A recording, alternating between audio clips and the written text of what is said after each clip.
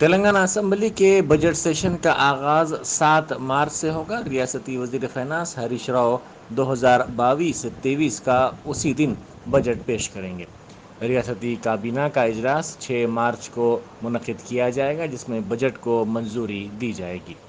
Business advisory committee के इजलास में असम्बली के काम के दिनों का तयन किया जाएगा। इम्कान है कि इस बजट में दलित बंधु स्कीम पर ज़्यादा से ज़्यादा रकम अलॉट की जाएगी। हुजूराबाद असम्बली हलक़े में गुज़िश्ता साल इस स्कीम का आगाज़ किया गया था। इस स्कीम को मज़ीद असम्बली हलक़ों तक तोसी देने के भी इक़दाम किए जाएंगे। इसी दौरान वज़ीर आला चंद्रशेखर राव की जानिब से सियासी हिकमत अमली के माहिर प्रशांत किशोर से हुई मुलाकात ने तमाम को तजस्सुस में मुब्तला कर दिया है।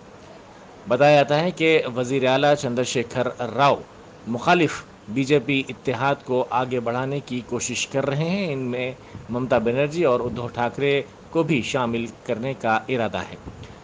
प्रशांत किशोर, जिन्होंने क़ब्लज़ी असम्बली इंतखाबात में मुख्तलिफ जमातों जैसे डीएमके और टीएमसी के लिए काम किया था, अब समझा जाता है कि केसीआर के लिए काम करेंगे। रियासती वक्फ बोर्ड के इंतखाबात में मुतवल्ली और मैनेजिंग कमेटियों के ज़ुमरे से अबुल फतेह बंदगी बादशाह कादरी को 36 वोटों की अक्सरियत से कामयाबी हासिल हुई।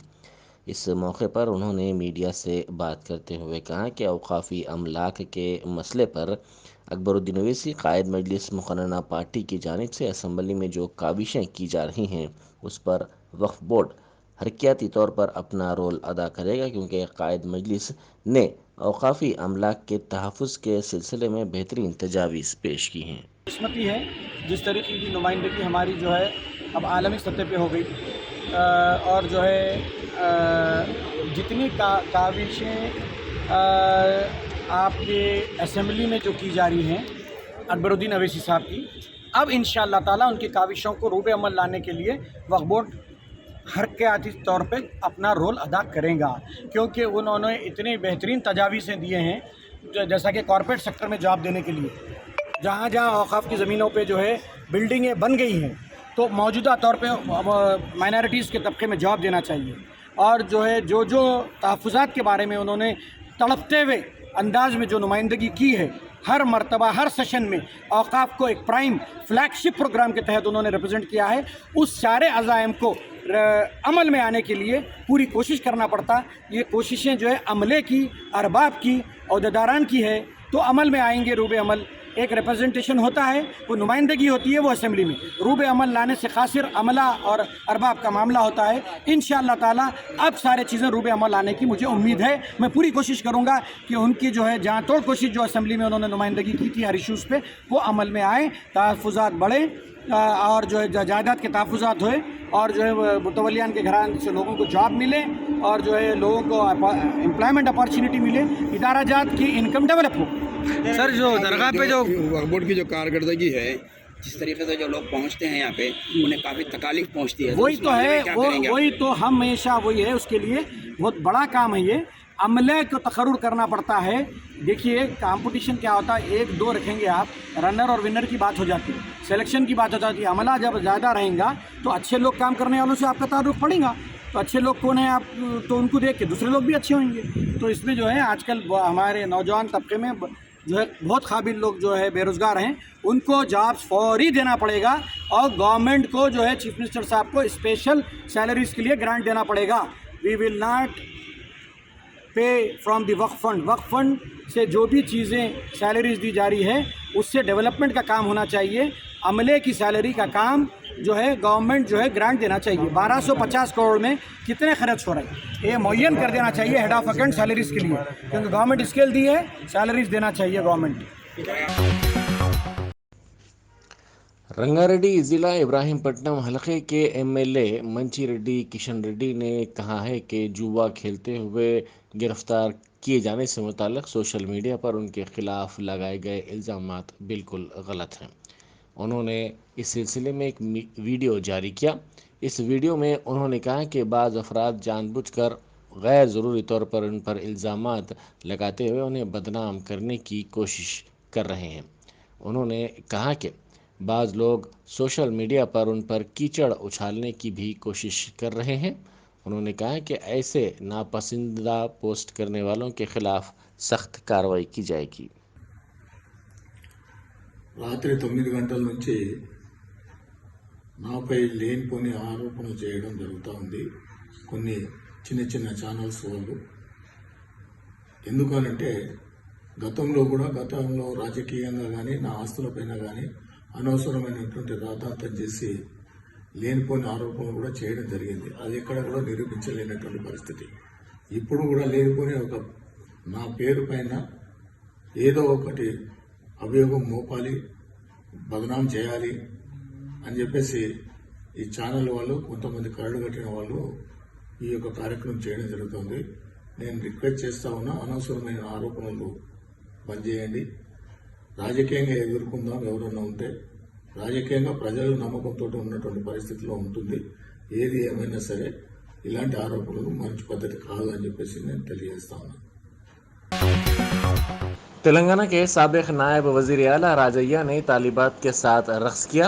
कस्तूरबा बालिका स्कूल की तालिबात के साथ किए गए रक़्स का वीडियो सोशल मीडिया के मुख्तलिफ प्लेटफॉर्म्स पर धूम मचा रहा है। जनगांव ज़िले के चिन्ना पेंडियाल इलाके में तेलंगाना हुकूमत के हमारे गांव हमारा स्कूल प्रोग्राम के हिस्से के तौर पर मुनक़िदा तकरीब में उन्होंने ये रक़्स किया। इस मंज़र को देखकर वहां मौजूद शुरका हैरत ज़दा हो गए। तालिबात उनके साथ रक़्स करते हुए काफ़ी लुत्फ़अंदोज़ हो गई। तेलंगाना और आंध्र प्रदेश की मसाजिद, ज़ियारत गाहों और खानखाहों में शब मेराज के सिलसिले में अज़ीम शान और रूह परवर इज्तिमात हुए। लाखों की तादाद में लोग रात भर शब ख्वानी, ज़िक्र अस्कार, कुरान ख्वानी, दुरूद व सलाम, नमाज़ों की अदायगी और मजालिस में मसरूफ़ रहे। इस दौरान उलमा इकराम ने फ़लसफ़ा मेराजुल आलम पर रोशनी डाली। खिलवत प्लेग्राउंड, चौक की मस्जिद, मक्का मस्जिद में सबसे बड़े इज्तिमात मुनक़िद हुए, जिसमें लाखों की तादाद में लोगों ने शिरकत की। शब मेराज के मौके पर क़ब्रस्तानों में क़ुबूर की ज़ियारत करने आने वालों के लिए रोशनी का भी इंतज़ाम किया गया था। दोनों तेलुगु रियासतों तेलंगाना और आंध्र प्रदेश में शिवरात्रि का त्यौहार मजहबी रिवायती जोश खरोश के साथ मनाया गया। सुबह ही से मनादिर में खुसूसी पूजा की गई और कई मनादिर में तवील कतारें देखी गई। मनादिर को खुसूसी तौर पर सजाया गया। इस मौके पर एक दूसरे को मुबारकबाद भी पेश की गई। शहर हैदराबाद में हालिया दिनों के दौरान ऑटोज़ के ज़रिए स्टंट्स और करतबबाजी के वीडियोज़ के मंजरेआम पर आने के बाद बाइक के ज़रिए स्टंट का वीडियो भी सामने आया है। कल शब सड़क पर सरपट गाड़ियों को दौड़ाते हुए ये स्टंट किए गए। एक नौजवान अपनी और सड़क से गुजरने वाले दीगर अफराद की जान को जोखम में डालते हुए इस तरह के स्टंट कर रहा है। इसके साथ ही जो इसकी बाइक के पीछे अपनी गाड़ियों में आ रहे हैं, इसकी ख़तरनाक हरकतों की वीडियो बनाई। ये वीडियो शहर के किस इलाके का है ये मालूम ना हो सका, अलबत्ता ये वीडियो सोशल मीडिया के मुख्तलिफ प्लेटफॉर्म्स पर तेज़ी के साथ वायरल हो गई है। प्रोफेसर जयशंकर एग्रीकल्चर यूनिवर्सिटी के साइंसदानों की जानिब से इन 50 किस्म के अंगूरों की काश्त की गई। इनको आवाम के लिए रखा गया था और इसके ज़रिए आवाम में इन अंगूरों के ताल्लुक़ से बेदारी पैदा की गई थी। ज़रा यूनिवर्सिटी ने अंगूर के बागात आवाम के लिए खोल दिए गए थे। ज़रा यूनिवर्सिटी के साइंसदान अंगूर के तकरीबन 50 अक़साम की काश्त यहाँ कर रहे हैं, जो सब आवाम के लिए रखे गए हैं। यहाँ पर आवाम इनको खाने के साथ साथ ख़रीद भी सकते थे। इस नुमाइश का इख्तिताम अमल में आया है। यूनिवर्सिटी हुकाम ने कहा कि आवाम की सहूलत के लिए ये इक़दाम किया गया है। इस नुमाइश में आवाम का बेहतर रद्द-ए-अमल सामने आया है। स्टेशन राजेंद्र नगर आए हैं। यहाँ पर शायद ये रिसर्च होता है ग्रेप्स पे। 59 वैरायटीज़ के ग्रेप्स है, ब्लैक कलर्स में हैं और ग्रीन कलर्स है। ब्लैक कलर में छोटे बड़े और पल्पी डिफरेंट वैरायटीज़ के ग्रेप्स हैं। बहुत अच्छा रिसर्च सेंटर है और अभी ये लोग का कुछ एग्जीबिशन वगैरह चल रहा है, तो सब लोग आके यहाँ पर टेस्ट कर सकते हैं या फिर चेक कर सकते हैं। तो बहुत ज़्यादा वैरायटीज़ के ग्रेप्स है, बहुत अच्छे 59 वैरायटीज़ ऑफ 59 ऑफ वैरायटीज़ के ग्रेप्स हैं, जिसमें पल्पी है, थोड़े से बीज वाले, सब कुछ आप जो अमूमन जो हम लोग को नॉर्मली मिलते हैं वो भी यहाँ पर मौजूद है। कैसा दिखा? अच्छा है काफ़ी यहाँ पर, मतलब इतने बड़े एरिया पे यहाँ पर सिटी में ग्रेप्स यहाँ पर ये लोग इतना इसका कल्टीवेशन कर रहे हैं। अच्छा, इससे पहले उमूमन हमको जो रेगुलर मिलते हैं वही मिलते हैं, यहाँ पर तो 59 वैरायटीज़ के ग्रेप्स हैं जी। फर्स्ट टाइम आया मैं यहाँ पे, हालांकि हम रहते बिल्कुल करीब, मगर फिर भी यहाँ पर फर्स्ट टाइम आया। हम लोग को मालूम ही फर्स्ट टाइम हुआ कि यहाँ पर ग्रेप रिसर्च स्टेशन इतना सिटी। फार्म हाउस पर शराब नोशी के बाद नौजवान की मौत हो गई। स्पेक्ट्रम वायरलेस एंड टेक्नोलॉजीज़ में काम करने वाले सुशांत गिरी और दीगर मुलाजमीन को दुकान के मालिकीन फैसल और उनके पार्टनर अल्ताफ़ खान मोइनाबाद के फार्म हाउस में ले गए, जहां पर उनको पार्टी दी गई। फार्म हाउस पर शराब नोशी की गई। वापस होने पर सुशांत ने एक मरतबा फिर शराब नोशी की और अपने दोस्त इरफान के रूम में सो गया। ताहम इरफान के उठाने के बावजूद वो नहीं उठा। उसको फौरी तौर पर दवाखाना मुंतकिल किया गया, जहां डॉक्टर्स ने उसको मुर्दा करार दिया। MEQ जलालतुल इल्म फाउंडेशन की जानिब से खुद रोज़गार टेलरिंग सेंटर का पहला बैच मुकम्मल हो गया। इस खुद रोज़गार टेलरिंग सेंटर में 120 तालिबात ने टेलरिंग कोर्स की तकमील की, जिनमें सर्टिफिकेट्स और बेहतरीन मुजाहरा करने पर 2 लड़कियों में सिलाई मशीनों की तकसीम अमल में लाई गई। हज़रत खादर पाशा और हज़रत जलाल पाशा की निगरानी में ये काम अंजाम दिया गया। अस्सलामुअलैकुम वरहमतुल्लाहि वबरकातुहू। MEQ हज़रत जलालतुल इल्म फाउंडेशन की जानिब से मैं Syed Murshid managing director MEQ foundation का, और अल्हम्दुलिल्लाह इनपावरमेंट टेलरिंग सेंटर का बिफोर 3 मंथ्स पहले ओपन किए थे हम टेलरिंग सेंटर। अल्हम्दुलिल्लाह आज 120 स्टूडेंट्स MEQ फाउंडेशन के टेलरिंग सेंटर से कम्प्लीटली कोर्स सीखे, जिसमें 3 बैच थे। अल्हम्दुलिल्लाह एक बैच में 40 स्टूडेंट्स थे और 3 मंथ्स का कम्प्लीटली प्रोग्राम किया गया, जिसमें अल्हम्दुलिल्लाह सीखने वालों को फर्स्ट प्राइज़ सेकंड प्राइज़ रखा गया था, जिसमें एक मशीन देने का ऐलान किया गया था। अल्हम्दुलिल्लाह वो मशीन्स भी MEQ फाउंडेशन की जानिब से दिया जा रहा है। और हमारा नेक्स्ट बैच जो है शाहगंज में 1 वीक में इंशाल्लाह बहुत जल्द ओपन होने वाला है। वहाँ पर भी इंशाल्लाह बहुत ज़्यादा कसीर तादाद में स्टूडेंट्स को सिखाने की कोशिश की जा रही है।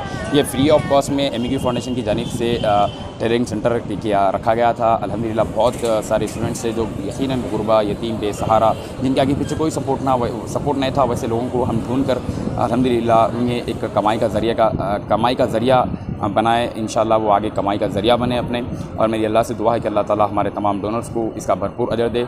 और हमारे मदर सर जो हमारे एडवाइज़र है, अल्हम्दुलिल्लाह बड़ा ताउन रहा, हमारे तमाम डोनर्स का बड़ा ताउन रहा, और हमारे तमाम वॉलंटियर्स का, हमारे तमाम ज़िम्मेदारान का MEQ फाउंडेशन के, और ये तमाम खिदमत हज़रत खादर पाशा साहब और जलाल पाशा साहब के ज़ेर निगरानी में अंजाम दी गई और उन्हीं के डायरेक्शन पे ये काम किया गया। और इसके अलावा बहुत सारे प्रोजेक्ट्स पे हम काम कर रहे हैं। आगे भी आप दुआ करें कि अल्लाह ताला हमें कामयाब करे उस पर।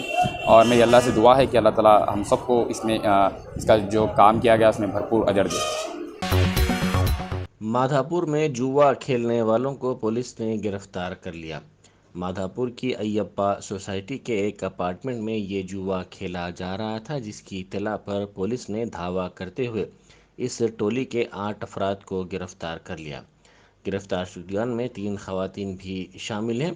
इस धावे में पुलिस ने 90 लाख रुपए जब्त किए। అలాగే సమాచారం మేరకు మాదాపూర్లోని కాకతాయ హిల్స్లో రోడ్ నెంబర్ 6లో ఉన్న జీనియస్ విపంచి అనే అపార్ట్మెంట్లో ఓ ఫ్లాట్లో పేకట్ ఆడుతున్నారని సమాచారం వస్తే నేను మా టీం కలిసి రైడ్ చేయడం జరిగింది. ఆ రైడ్లో 8 మంది పేకట్ రైడ్లని అరెస్ట్ చేసి 90 లక్షల రూపాయల నగదు స్వాధీనం చేసుకోవడం జరిగింది. ఆ ఫ్లాట్ శ్రీనివాస్ అనే వ్యక్తికి సంబంధించిన ఫ్లాట్. ఆ శ్రీనివాస్ అనే అతను మిగిలిన 7గురితో కలిసి పేకట్ ఆడుతుండగా అతన్ని పట్టుకున్నాం.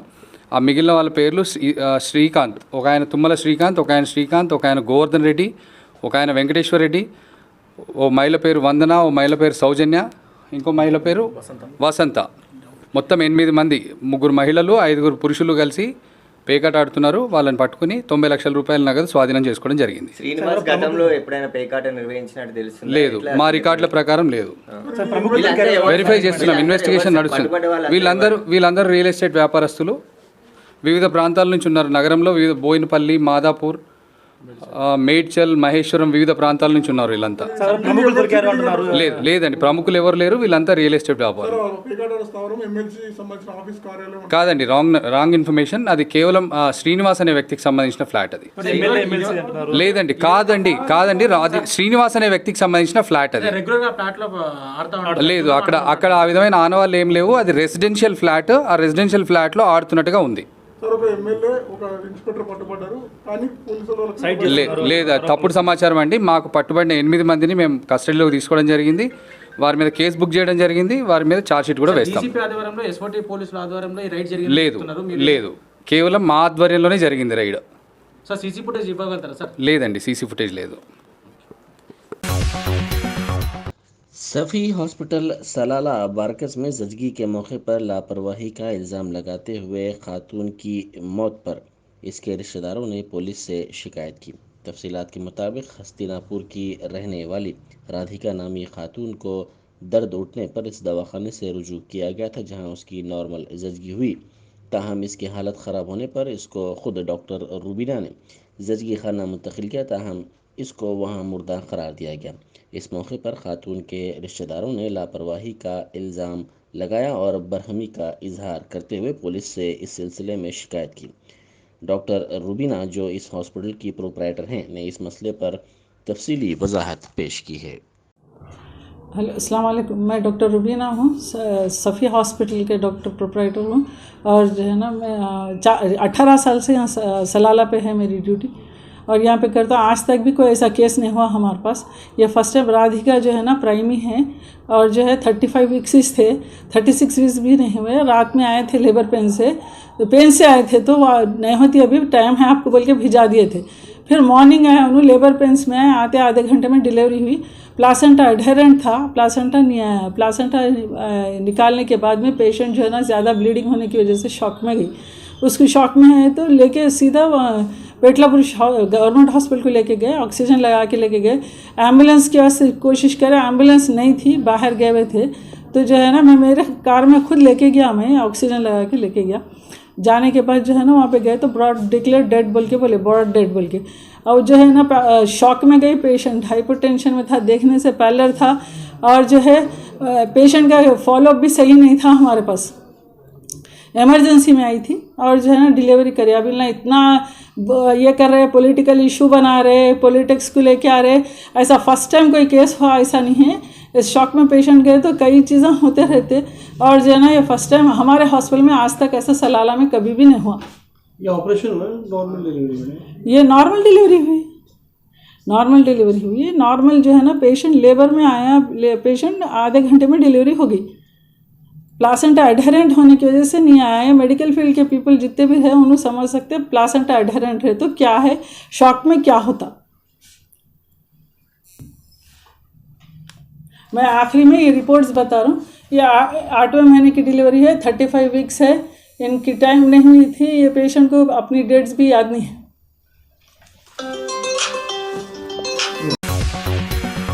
ज़िला प्रकाशम के उंगुल में एक बस में लगी आग ने दीगर 8 बसों को भी अपनी लपेट में ले लिया, जिसके नतीजे में ये 8 बसें जलकर मुकम्मल तौर पर खाकिस्तान हो गईं। इत्तला मिलते ही फायर ब्रिगेड के एहलकारों ने वहां पहुंचकर आग पर काबू पाया। आग के साथ कसीफ धुआं भी निकल रहा था। आग के शोले काफ़ी बुलंद थे। इस वाक़े की वजह मालूम ना हो सकी। इस वाक़े में किसी जानी नुकसान या फिर किसी झुलसने की कोई इत्तला नहीं मिली है। अलबत्ता बड़े पैमाने पर माली नुकसान ज़रूर हुआ है। ठहरी हुई इन बसों को लगी आग का कसीफ धुआं काफ़ी दूर से नज़र आ रहा था।